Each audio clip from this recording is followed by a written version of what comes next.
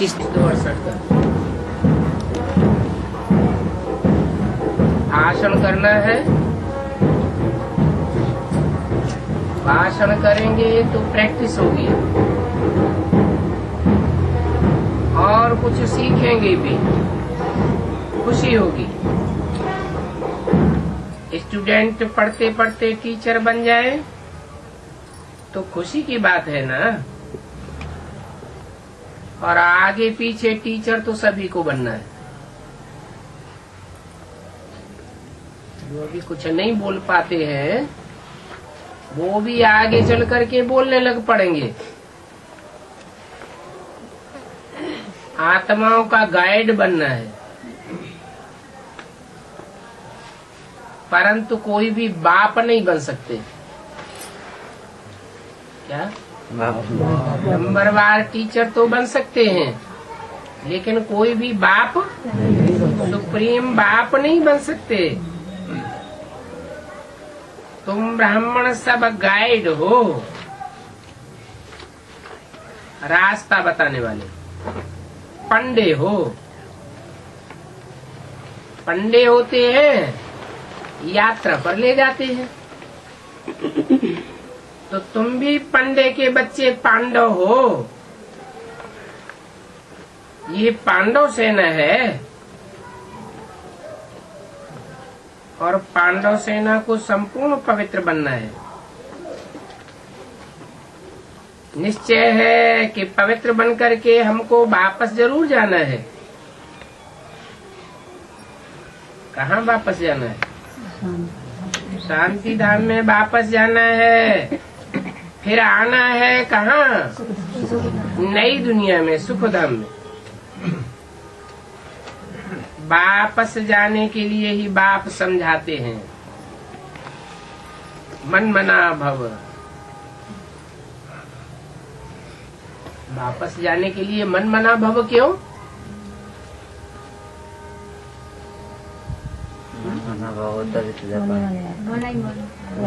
मन मना भव का मतलब है मेरे मन में समा जा।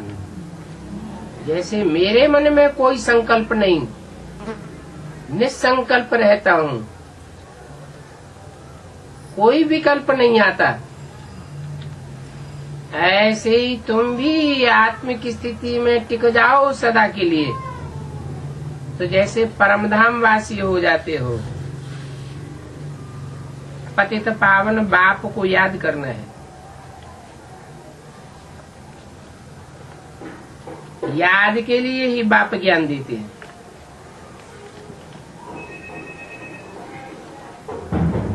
इसकी याद के लिए, बाप की याद के लिए बाप आकर के अपना परिचय देते हैं कि मैं कौन हूँ, क्या हूँ, किस रूप में पार्ट बजाता हूँ और कैसे पतितों को पावन बनाता हूँ। मैं एवर प्योर हूँ ना, तो मेरे को याद करने से क्या बनेंगे? पवित्र बनेंगे।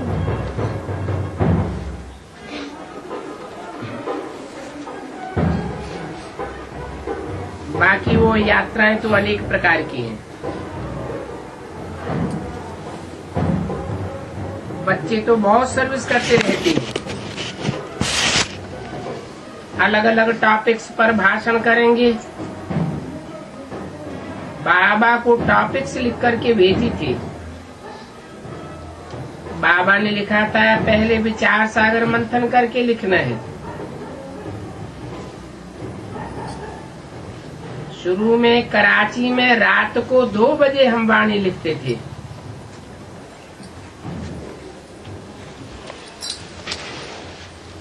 तो बच्चों को भी प्रैक्टिस करनी है। सिर्फ लिखा हुआ पढ़ना नहीं है। क्या लिखी हुई वाणी पढ़ करके सुनाना या पढ़ना ये नहीं, क्या करना है? ओरली भाषण करना है।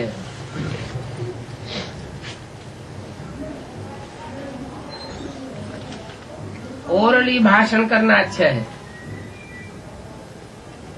और समझाना है तो बहुत सहज। समझानी भी पहले पहले किस बात की देनी है?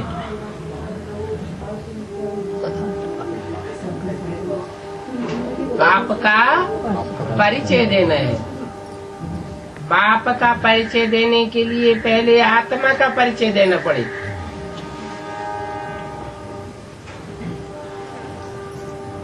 बिंदु बिंदु आत्माएं हैं,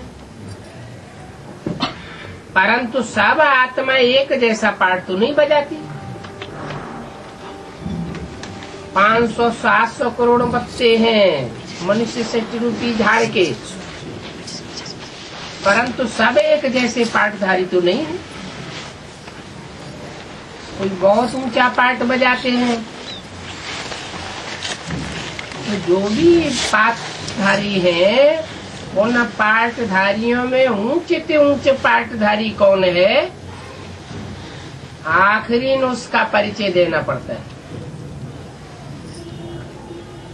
ऊंचे से ऊंचे पाठधारी को याद करेंगे तो ऊंचे से ऊंचे बनेंगे।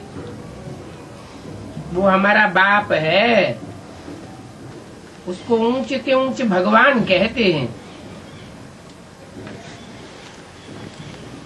भगवान क्यों कहते हैं? उसको इंसान क्यों नहीं कहते? क्योंकि उसको आत्म की स्थिति की शान में रहने के लिए पुरुषार्थ नहीं करना होता है। वो तो सदैव ही आत्म की स्थिति वाला है, सदा शिव है, इसीलिए उसको भगवान कहते हैं। ये बाबा ने कहा था, लिखो हम परमपिता परमात्मा की बायोग्राफी सुनावेंगे।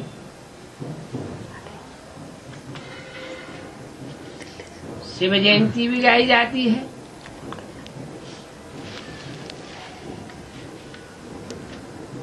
तो उस शिव ने आकर के क्या किया?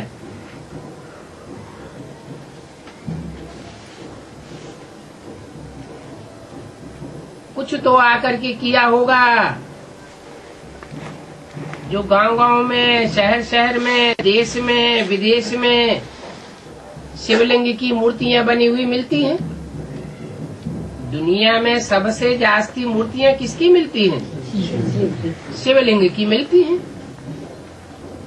तो इससे क्या साबित होता है? साबित होता है कुछ करके गया है, और ऐसा करके गया है जो और आत्माओं ने नहीं किया है। उसकी जयंती मनाते हैं तो जीवन कहानी भी चाहिए। जब तुम समझाते हो तो समझते हैं भगवान एक है। बाकी ज्ञान यज्ञ में विघ्न तो पड़ेंगे ना। मूल बात है विघ्न पड़ने ही हैं विकारों पर।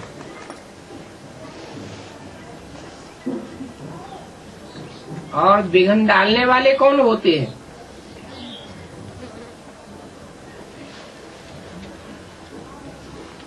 विघ्न डालने वाले होते हैं माया के मुरीद, जो भगवान बाप पर फिदा नहीं होते। किस पर फिदा होते हैं? माया पर फिदा होते हैं।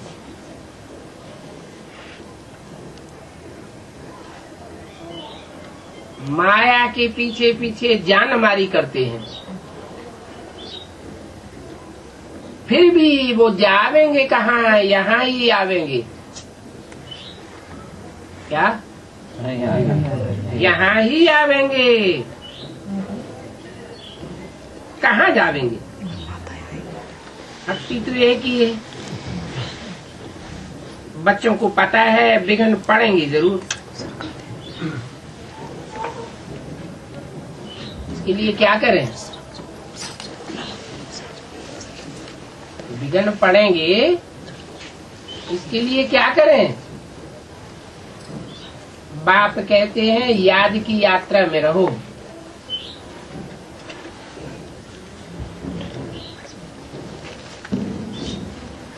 तो सब विघ्न दूर हो जाएंगे। लिखते हैं, बाबा हम परवश हो जाते हैं, वशीभूत हो जाते हैं। हम अपनी बुद्धि को बहुत कंट्रोल करने की कोशिश करते हैं,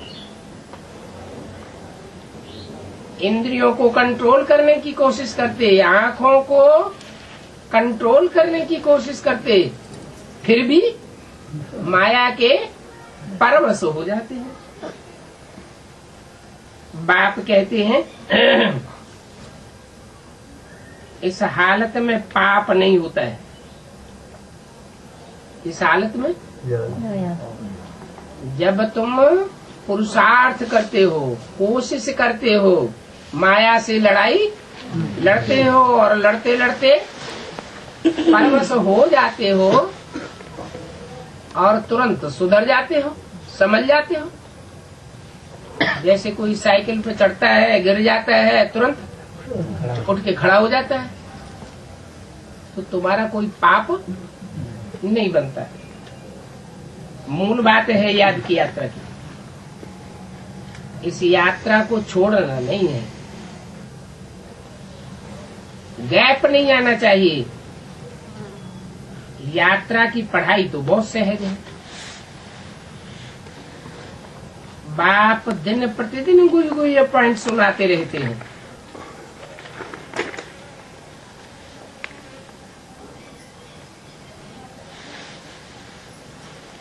ये है तुम्हारी सब्जेक्ट मुख्य, कौन सी? याद की यात्रा। और भी सब्जेक्ट हैं, लेकिन मुख्य सब्जेक्ट है याद की यात्रा।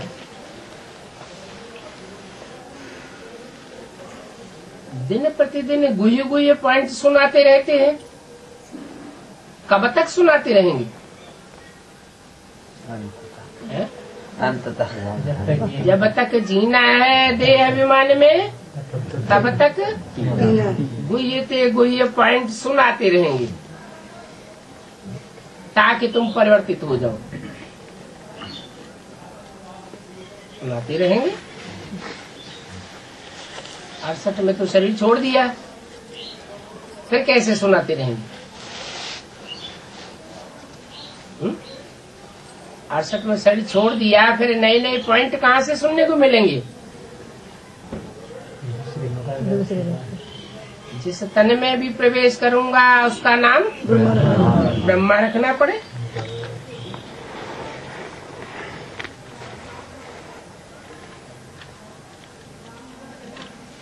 ये भी साक्षात्कार किया है कि पुरानी दुनिया का विनाश और नई दुनिया की स्थापना।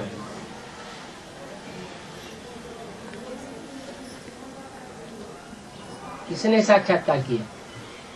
ब्रह्मा बाबा ने साक्षात्कार किया। उन्होंने जो साक्षात्कार किया तो उनकी समझ में आया कि सन 76 में कौन सी दुनिया का विनाश और कौन सी नई दुनिया की स्थापना होगी। साक्षात्कार तो किया, फिर कौन से साक्षात्कार की बात है? ये बंद आंखों के साक्षात्कार तो भक्ति मार्ग में भी बहुत होते रहे। असली साक्षात्कार है बुद्धि का।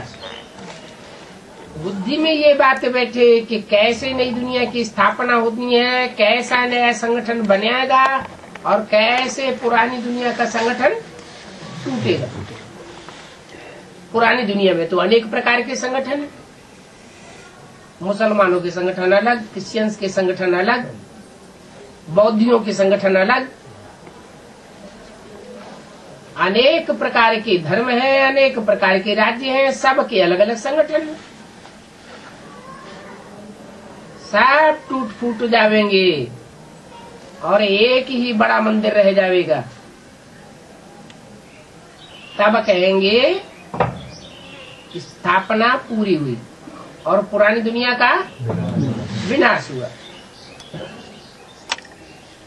परंतु इस स्थापना और विनाश के कार्य में खर्चा आदि कुछ भी नहीं है। मैंने सन 76 में जो स्थापना और विनाश होना है उसमें खर्चा कुछ भी नहीं है। इतने बड़े बड़े मेले लगे, कॉन्फ्रेंसेस हुई, इनमें खर्चा नहीं होता है। प्रदर्शनी लगी, म्यूजियम बनाए गए, उनमें खर्चा नहीं हुआ। उनमें तो खर्चा हुआ, लेकिन जिसकी बुद्धि में स्थापना हुई उसमें खर्चा नई दुनिया की और पुरानी दुनिया का विनाश हुआ, आप मुए मर गई दुनिया, उसको एक कौड़ी का भी खर्चा नहीं हुआ।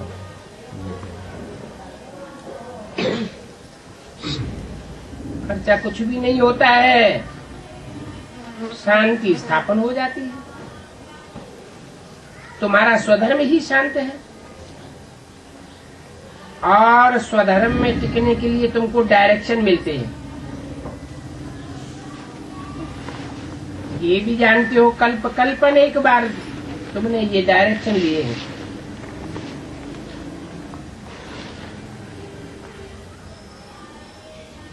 भूत संप्रदाय कहो बा आसुरी संप्रदाय कहो, बात एक ही है।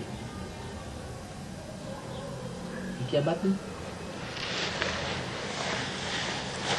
दुनिया में जो असुर हैं, मनुष्य बुरा काम करते हैं तो उनको कहते हैं असुर, राक्षस। मनुष्य अच्छे से अच्छे काम करते हैं तो कहते हैं ये तो देवता है। लेकिन बुरा काम करने वालों को भूत कहा जाता है क्या? है? नहीं,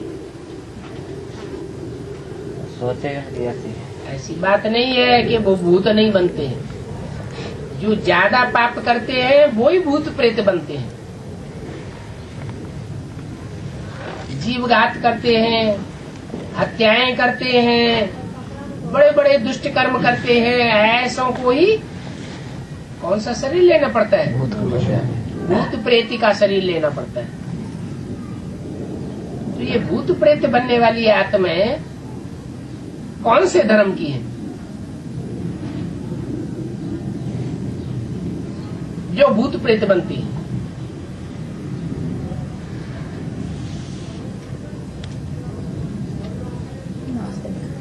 जरूर दूसरे दूसरे धर्मों की आत्माएं हैं या उनसे प्रभावित होने वाली आत्माएं हैं। भूतों का संग करेंगे तो क्या बनेंगे? भूत बनेंगे। भूत बनेंगे। भूतों की पूजा करेंगे तो भूत बनेंगे, देवताओं की पूजा करेंगे देवता बनेंगे, भगवान को मानेंगे तो भगवान भगवती बनेंगे। तो ये जितनी भी भूत प्रेत योनियां हैं, ये सब महापापी योनियां हैं, पाप करने वाली है। अभी आगे जो विनाश होना है, ज्यादा तादाद इन भूत प्रेत बनने वालों की होगी। ढेर के ढेर अकाले मौत में शरीर छोड़ेंगे, भूकंप आएंगे, बड़ी बड़ी बिल्डिंगें गिरेंगी, अचानक मौत होगी, ये सब क्या बनेंगे? ये सब भूत प्रेत बनेंगे। कितनी संख्या हो जाएगी भूत प्रेतों की? जितने जितने ये दूसरे धर्म की आत्माएं हैं वो सब भूत प्रेत बनने वाले, और उनसे प्रभावित होने वाले जो भारतवासी हैं, जो कन्वर्ट हो गए, वो भी क्या बनते हैं? वो भी भूत प्रेत बनते हैं। फिर बचते कौन है? जो एकदम आदि सनातन देवी देवता धर्म के थे, जिन्होंने डायरेक्ट बाप से प्राप्ति की थी। सत्युग से पहले वाले होंगे या सत्युग के बाद परम धाम से उतरने वाली आत्माएं होंगी? सत्युग से भी पहले, जिन्होंने डायरेक्ट परम पिता परमात्मा से प्राप्ति की, वो कभी भी अपने धर्म को छोड़कर और धर्म में जाते नहीं है।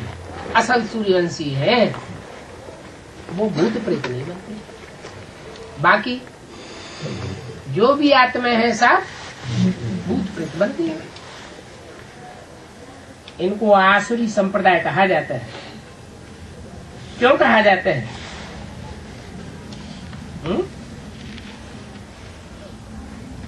ये सब आसुरी संप्रदाय क्यों कहे जाते हैं? गुणों के इसलिए कहे जाते हैं कि जितने भी ये इस्लामी, बौद्धी, क्रिश्चियन आदि हैं, वो सब मनुष्य गुरुओं की स्थापना किए हुए हैं। और मनुष्य गुरुओं ने जो भी स्थापना की है वो आसुरी स्थापना की है, स्वर्गीय स्थापना नहीं की है। वो स्वर्ग नहीं बनाते हैं, इस दुनिया को क्या बना कर जाते हैं? और ही नरक बना के जाते हैं। और भगवान क्या बना के जाते हैं? नरक को स्वर्ग बना के जाते हैं। ये काम और कोई भी धर्म पिताओं ने नहीं किया। जो सदैव स्व स्थिति में टिकने वाला है, सदा शिव है, वो ही आकर के स्वर्ग की स्थापना करते हैं। इसलिए उनको रावण संप्रदाय, आसुरी संप्रदाय कहा जाता है, क्योंकि उनमें 5 भूत हैं। किनमें? उन धर्म वालों में। जैसे इस्लामी आए, कौन सा भी भूत विशेष रहा उनमें? काम विकार का विशेष भूत रहा। क्रिश्चियंस आए, एटम बम बना के रखे हुए हैं, कौन सा भूत विशेष है? क्रोध का भूत विशेष है। मुस्लिम आए, उन्होंने भारत को लूटा, लूट लपेट के डकैती करके ले गए और ले जाते रहे, तो कौन सा भूत हुआ? लोभ का भूत हुआ। आर्य समाजी आए, इनमें काम, क्रोध, लोभ तो नहीं है, लेकिन क्या है? मोह हो जाता है। हमें ज्यादा से ज्यादा वोट मिलने चाहिए, ज्यादा से ज्यादा हमारे फॉलोअर्स होने चाहिए। अरे बच्चा एक शेर जैसा पैदा हो वो ज्यादा अच्छा, या ढेर के ढेर गीदड़ पैदा हो जाए वो ज्यादा अच्छा। इसलिए ये प्रजा के ऊपर, प्रजा के राज्य को ऊंचा मानते हैं, राजा को ऊंचा नहीं मानते। राजा ही सफा चट्ट कर दी, प्रजा के ऊपर प्रजा का राज्य हो गया। अब प्रजा क्या राज्य करेगी? राज्य चलता है या अराजकता हो जाती है? अराजकता हो जाती है, क्योंकि उनका कोई धर्म ही नहीं है। धर्म में तो ताकत होती है। तो ये भूतों का राज्य है। रावण द्वारा हराया है। मनुष्य भक्ति मार्ग में भक्ति करते करते कितने घमंड में रहते हैं। त्रिपुंड लगावेंगे और घमंड दिखावेंगे। जहाँ जहाँ पतित पुजारी है,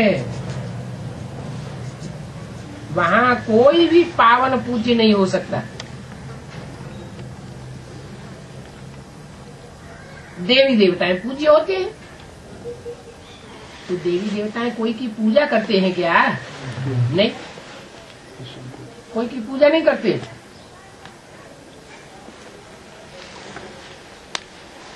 तो में नारायण का राज्य होगा, नारायण राजा महाराजा होगा, तो प्रजा उनको मानेगी नहीं, अपने से ऊंचा मानेगी। लेकिन नारायण को ये इच्छा नहीं होगी कि ये हमारी पूजा करे।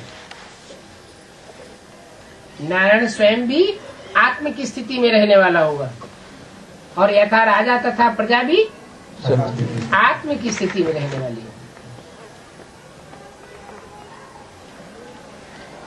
तो देवी देवताएं पूज्य हैं। बाप कहते हैं अभी मैं आया हूँ, तुम बच्चों को इन भूतों की दुनिया से ले जाने के लिए। भूतों की दुनिया से ले जाते हैं या भूतों की दुनिया को खलास ही कर देते हैं? भूतों की दुनिया ही खलास हो जाती है। ये कब्रिस्तानी दुनिया है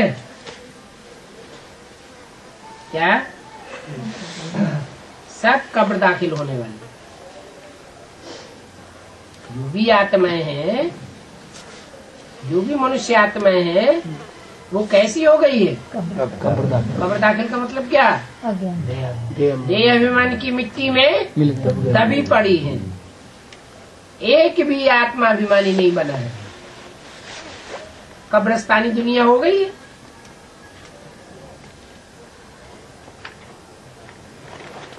मुसलमान और क्रिश्चियन कब्रिस्तान बनाते हैं। इस बात की यादगार है। और हिंदुओं में जलाते हैं, कब्रिस्तान नहीं बनाते हैं। किस बात की यादगार है? देह मन को राख कर देते हैं। हाँ, जो असल सूर्यवंशी देवताएं हैं वो देह अभिमान का नाम निशान खलास कर देते हैं। देह अभिमान संगम युग में रहेगा ही नहीं। जिनमें देहभान नष्ट हो जाएगा पूरा पूरा, वो ही नई दुनिया का फाउंडेशन डालेंगे। नई दुनिया में राधा कृष्ण जैसे बच्चों को जन्म देने के निमित्त बनेंगे। इसलिए हिंदुओं में क्या करते हैं? जला के राख कर देते हैं। क्या जलाते हैं? देह को जलाते हैं। वो देह को जलाते हैं और तुम देह अभिमान को जलाते हो। वो देह को मिट्टी में गाड़ते हैं। कौन? मुसलमान और क्रिश्चियन। और तुम क्या करते हो? जलाते हो और वो मिट्टी में गाड़ते हैं। क्यों?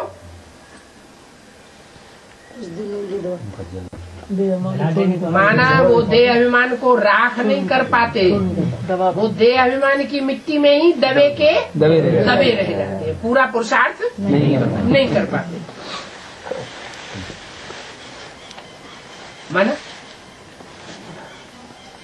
तुम अंत तक पीते हो।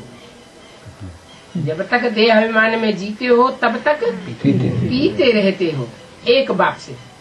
और वो क्या करते हैं? वो एक बाप से न पीकर दूसरे बाप बनाते हैं। उनकी बातों में कन्वर्ट हो जाते हैं और उसका अंजाम ये होता है देहभान ज्यों का त्यों बरकरार रह जाता है।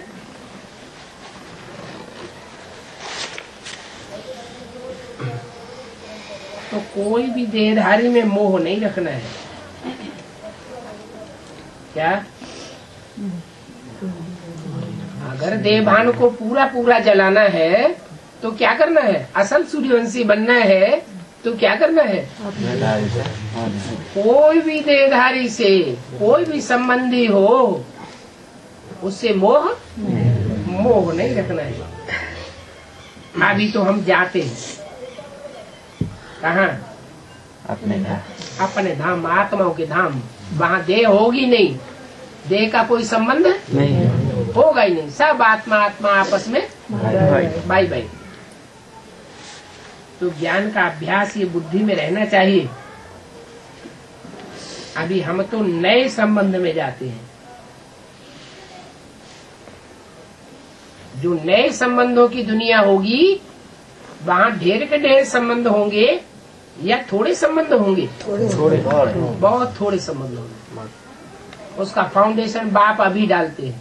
क्या? एक बाप दूसरा न कोई।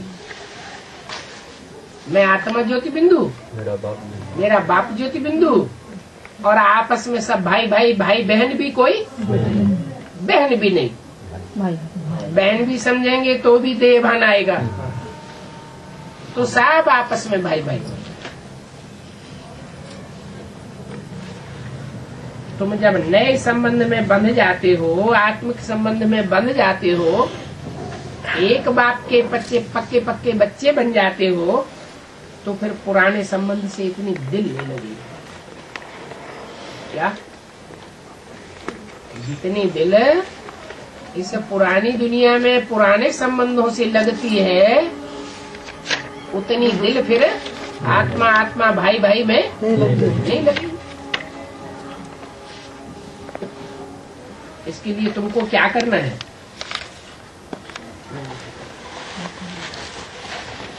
देह के संबंधियों को छोड़ के भाग जाना है। क्या? भाग नहीं जाना है। कम कारडे दिलियारडे। कर्मेंद्रियों से कर्म भल करते रहो, परंतु दिल मन बाप की तरफ लगाए रखो। तुम तो पुराने आशुक हो, एक मासूक के। कितने पुराने हो? 5000 वर्ष पहले, 2500 वर्ष हम किसी एक की थोड़े याद करते थे, भगवान को याद करते थे वहाँ 2500 साल। नहीं, कितने पुराने हो? नहीं, 2500 साल से उसे एक पुराने आशुक को याद करते आए। मासूक भी देखो तुम्हारा कैसा है? एवर प्योर है, सबको पावन बनाए देते हैं। कोई भी अस्वच्छ बुद्धि रह नहीं जाता। बाप अविनाशी सर्जन है। वो सर्जन होते हैं, महामारी फैलती है तो पहले अपनी सुरक्षा करेंगे। करते हैं कि नहीं? पहले। और ये तो अविनाशी सर्जन है। ये बीमारों के बीच में घुस जाता है और इसको कुछ भी बीमारी का असर नहीं होता है, इसका विनाश नहीं होता है। वो सर्जन तो बीमारी की चपेट में आ जाते हैं, उनका विनाश भी हो जाता है। तो देखो, ज्ञान अंजन बाप द्वारा ही मिलता है। क्या? और कोई मनुष्य मात्र से ज्ञान अर्थात जानकारी, असली जानकारी सत्य की नहीं मिल सकती। सत्य की जानकारी किससे मिलेगी? एक सत्य बाप से, जिसे कहते हैं सत्य गुरु। गुरु तो अनेक है, लेकिन सत्य गुरु सदगुरु एक ही है। एक सदगुरु निराकार अकाल मूर्त। सिख लोग कहते हैं ना, परंतु वो भी जानते नहीं। तो गुरु नानक को सदगुरु समझ लेते हैं। कहते हैं गुरु नानक के लिए मूत पलीती कपड़ धोती। तो गुरु नानक ने कोई थोड़े ही मूत पलीती कपड़ धोए। दुनिया में शरीर है, तामसी बनते जा रहे हैं या सात्विक बने? तामसी बनते जा रहे हैं। बाप तो आकर के एक एक कपड़े को ऐसा धोते हैं जो सब कपड़े नई सती की दुनिया में सतो प्रधान बन जा रहे हैं। ये है ऊंच से ऊंच बनने के लिए ज्ञान। स्पिरिचुअल नॉलेज रूहानी बाप रूहानी बच्चों को देते हैं। कैसी नॉलेज है? स्पिरिचुअल माने आध्यात्मिक, स्पिरिट वाली, स्पिरिट आत्मा को कहते हैं। स्पिरिचुअल आध्यात्मिक, आदि माने अंदर, आत्मा माने आत्मा।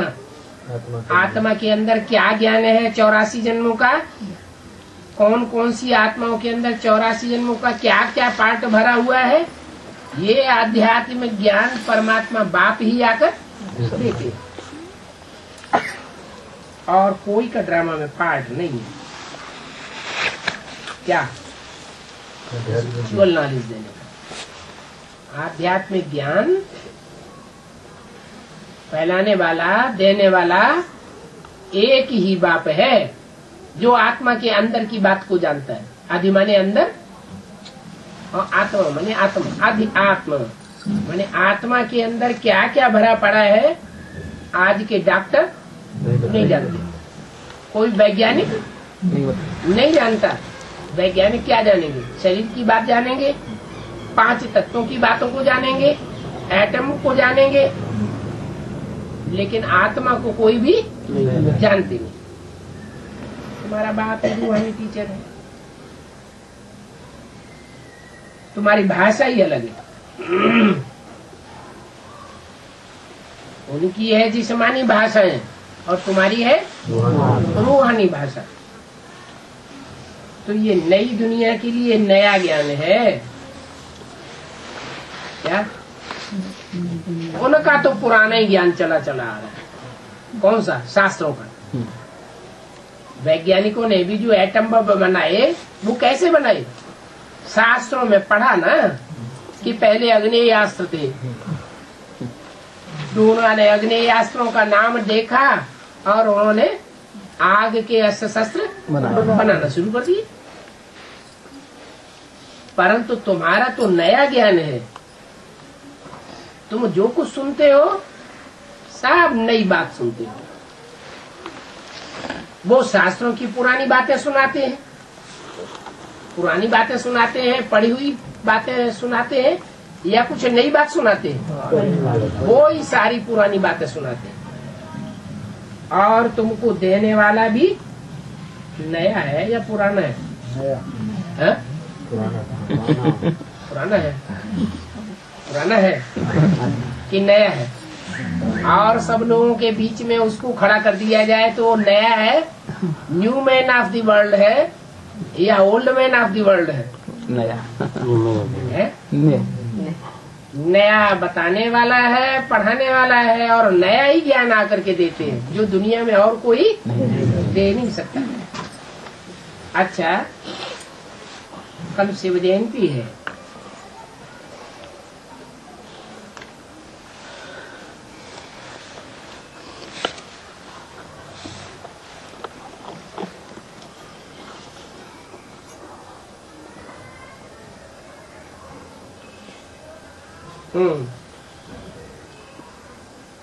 बाबा को निमंत्रण भेज देंगे, देखें बाबा आते हैं कि नहीं।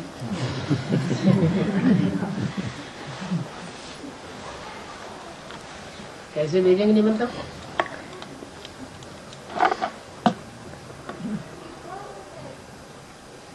आते हैं कि नहीं, और कुछ आकर बोलते हैं या नहीं? तो देखो, ये आत्मा को भी बुलाने की रस्म रिवाज है। पहले श्राद्ध खिलाते थे तो ब्राह्मणों में आत्मा को बुलाते थे, पितरों की आत्मा को आवाहन करते थे, आत्माएं आती थी। तो ये रस्म रिवाज आत्माओं को बुलाने की, ये भक्ति मार्ग की रस्म रिवाज है या ज्ञान मार्ग की रस्म रिवाज है? भक्ति मार्ग की रस्म रिवाज है। और गुलजार दादी में जो आत्मा बुलाई जाती है, ये भक्ति मार्ग की रस्म रिवाज है या ज्ञान मार्ग की रस्म रिवाज है? भक्ति मार्ग की रस्म रिवाज। भगवान बाप तो बुलाने से आते ही 63 जन्म बुलाते आए, आया क्या? नहीं आया। उसे जब आना होता है तो अपने आप आते हैं, जब अपने आप आते हैं और अपने आप चले जाते। कोई रोकना चाहे तो रुकते हैं क्या? कभी भी नहीं, कभी भी नहीं, पहले भी नहीं, सन 68 तक भी नहीं रुकते थे, और अभी भी नहीं रुकते। तो ये देखो, ये भक्ति मार्ग की रस्म रिवाज कैसी है। ये भक्ति मार्ग की रस्म रिवाज डालने वाले कौन है? ये रस्म रिवाज, जो भक्ति मार्ग की रस्म रिवाज है, जिस भक्ति मार्ग में जाने से दुर्गति होती है, उस दुर्गति मार्ग की रस्म रिवाज डालने वाले कौन? मनुष्य गुरु। मनुष्य गुरु। कौन से मनुष्य गुरु? बाहर की दुनिया के, अंदर की दुनिया के? अंदर की दुनिया के ही गुरु लोग हैं जो दूसरे धर्मों में कन्वर्ट होने वाले हैं।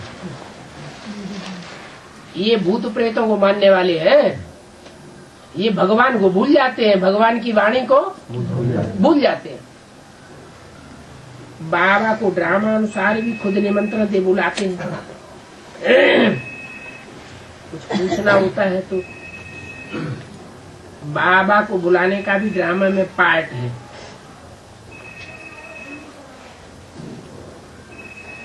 ड्रामा के ऊपर चलना है। जो कुछ पास्ट हुआ ऐसे नहीं कह सकते, ऐसा होता तो अच्छा होता। ये घुट के खाना बिरांगी, बीती बातों को चितवो नहीं। अभी तुम तो फरिश्ते बनते हो, इसलिए कल सारा दिन सफेद ड्रेस पहननी है। कल माने कौन से दिन?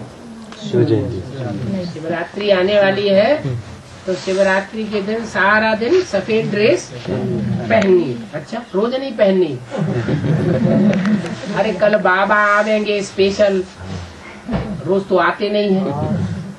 तो बाबा आवेंगे और बाबा आके वाणी चलावेंगे तो क्लास हो जाएगा, दृष्टि देंगे तो ड्रिल हो जाएगी। तुम रूहानी मिलिट्री हो, इसलिए ड्रिल की तुम्हारी पोशाक एक ही होनी चाहिए। ड्रिल की पोशाक क्या है? सफेद कपड़े। जब क्लास में बैठते हैं तो कैसे कपड़े होने चाहिए? सबके व्हाइट कपड़े। और बाकी सारा दिन व्हाइट कपड़े पहनना जरूरी नहीं है, क्योंकि सफेद कपड़े पहनेंगे तो काम धंधे में कपड़े गंदे होते रहेंगे, ज्यादा खर्चा होगा। और बाप कहते हैं कम खर्च बाला नसी। तो अगर साबुन भी ज्यादा खर्च किया तो बाला नसी बनेंगे क्या? है? बाला नसी माना भाग्यवान, ज्यादा भाग्य वाले बनेंगे क्या? नहीं। जो कुछ भी हमारे पास है वो ईश्वरीय सेवा में खर्च करें। अपने लिए सिर्फ उतना ही खर्च करना है जितने से हमारा पुरुषार्थ चलता रहे। तो देखो, रंगीन कोई कपड़ा नहीं होना चाहिए। कब? जब बाबा का क्लास होता है तो कोई भी रंगीन कपड़ा नहीं होना चाहिए। तो फरिश्तेपन की सबको भाषण आ गई कि बाप आया है देह और देह के संबंधों से रिश्ता तोड़वाने के लिए। देह के संबंधों से रिश्ते टूट जाएंगे तो सब क्या बन जाएंगे? फरिश्ते बन जाएंगे। भोजन के लिए भी कहना है, कह दिया जितना हो सके भोजन भी बहुत रंगीन नहीं होना चाहिए। सादा भोजन उच्च विचार, सादा भोजन होना चाहिए। अच्छा, मीठी मीठी रूहानी बच्चों को रूहानी बाप दादा का याद प्यार गुड नाइट। रूहानी बच्चों को रूहानी बाप की नमस्ते। 22 तारीख 22/11/2004।